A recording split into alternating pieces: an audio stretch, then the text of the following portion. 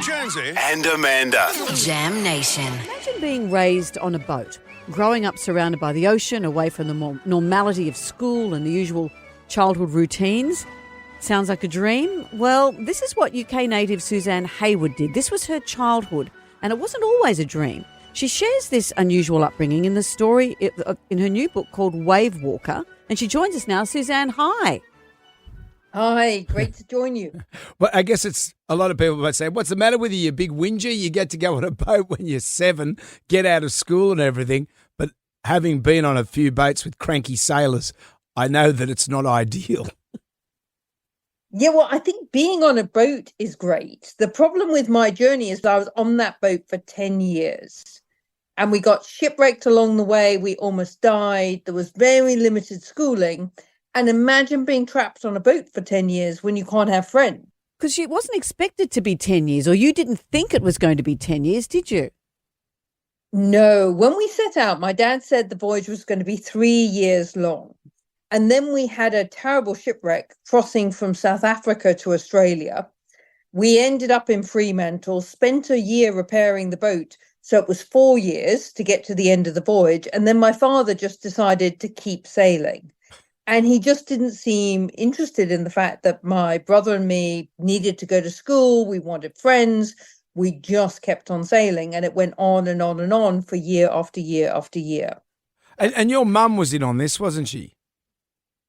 Well, my mum hated sailing and she got terribly badly seasick. Oh. So I think that's one of the reasons why she was quite grumpy on the boat. But unfortunately, her view was that if my father was going to go sailing, she was going to go with him. So my mother was going to go, and therefore us kids had to go with them. Oh. So what was day-to-day life like? I mean, even though the ocean would be constantly changing, there would be a sameness to being on a boat just with you, your brother and your parents for all that time. Yes, so for the first few years, we were crossing big oceans. So we crossed the North Atlantic and then the South Atlantic Ocean, and then we crossed the Indian Ocean. So we were at sea for 6, 7, 8 weeks at a time. And when you're a little kid on a boat for that long, what you're doing is you're spending most of your time below deck, which is a pretty small space to be in. So you can't go and run around. You know, you can't see friends, you can't really do very much because you're trapped down below. So my brother and I would make up games to try and make the time go by. Later on, when we got to Australia and then onwards, we were stopping from time to time, but we never stopped for that long, apart from when we were repairing the boat in Fremantle. So most of the time, we're just going from one place to another. What was the strangest thing you saw while you were sailing in terms of flotsam, jetsam animals? What's some of the weird stuff you saw? We saw some amazing stuff. So obviously whales and dolphins, and whales are quite scary if you're a sailor because there are many stories of boats that get damaged by whales. We also once sailed past an exploding volcano. That was in the South Pacific.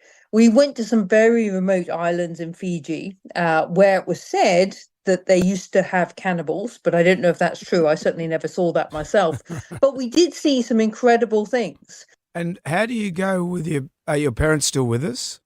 So sadly, no, my mum died in 2016. My parents were very, very much against me ever writing my story. And that's one of the reasons why it's taken me so long to write it, because I knew that if I told the story honestly, as it was, how I experienced it, they would get very angry. And my father is a naturally quite an angry person, particularly if he's kind of drinking.